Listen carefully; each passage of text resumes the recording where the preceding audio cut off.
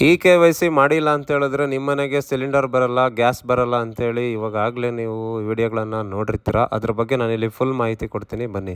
August 15ರೊಳಗಡೆ KYC ಮಾಡಿಲ್ಲ ಅಂತ ಹೇಳಿದ್ರೆ 900 ರೂಪಾಯಿ ಇರ್ತಕ್ಕಂಥ ಸಿಲಿಂಡರು 3000 ರೂಪಾಯಿ ಆಗುತ್ತೆ ಅಂತ ಹೇಳ್ತಿದ್ದಾರೆ. ಅದು ನಿಜನ ಸುಳ್ಳ ಅಂತ ನೋಡೋಣ ಬನ್ನಿ.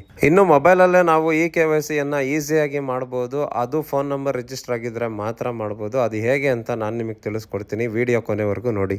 KYC ಮಾಡುವಾಗ ಪ್ರಾಪರ್ ಲೈಟಿಂಗ್ ಇರಬೇಕು, ಗಾಗಲು ಕ್ಯಾಪು ಏನು ಹಾಕಿರಬಾರ್ದು. ಮತ್ತೆ ಯಾರ್ದಾದ್ರೂ ಆಲ್ರೆಡಿ ಕಂಪ್ಲೀಟ್ ಆಗಿದ್ರೆ ಈ ರೀತಿ ತೋರಿಸುತ್ತೆ KYC already done for the customer ಅಂತ. ಎರರ್ ಬಂದಾಗ ಏನ್ ಮಾಡಬೇಕು ಅಂತ ಹೇಳಿ ನನ್ನ ಅಗೋರಿ ಮನಿ ಟ್ರೆಂಡ್ಸ್ ಯೂಟ್ಯೂಬ್ ಚಾನಲ್ ಅಲ್ಲಿ ಕಂಪ್ಲೀಟ್ ವಿಡಿಯೋ ಅಪ್ಲೋಡ್ ಮಾಡಿದ್ದೀನಿ. KYC ಮಾಡೋದು ಹೇಗೆ ಅಂತ ಹೇಳಿ ಅಲ್ಲಿ ಹೋಗಿ ನೀವು ವಿಡಿಯೋವನ್ನ ನೋಡಿ ಮಾಹಿತಿಯನ್ನ ತಿಳ್ಕೊಬಹುದು. ಮತ್ತೆ ನೀವು KYC ಯನ್ನ ಮಾಡ್ಕೋಬಹುದು. ಹಾಗೆ ಯಾರ್ಯಾರು ಆನ್ಲೈನ್ ಅಲ್ಲಿ ವಿಡಿಯೋ KYC ಯನ್ನ ಕಂಪ್ಲೀಟ್ ಮಾಡಿದಿರೋ ಅವರು ದಯವಿಟ್ಟು ಕಮೆಂಟ್ ಮಾಡಿ ತಿಳಿಸಿ. ಹಾಗೆ ನಿಮ್ಮ ಗ್ಯಾಸ್ ಕನೆಕ್ಷನ್ ಯಾವುದು, HP, ಇಂಡೇನ್, ಭಾರತ್ ಗ್ಯಾಸ್ ಯಾವುದು ಅಂತ ಹೇಳಿ ಕಮೆಂಟ್ ಮಾಡಿ ಸ್ನೇಹಿತರೆ. ಮುಂದಿನ ವಿಡಿಯೋದಲ್ಲಿ ಮತ್ತೆ ಸಿಗೋಣ. ಧನ್ಯವಾದಗಳು.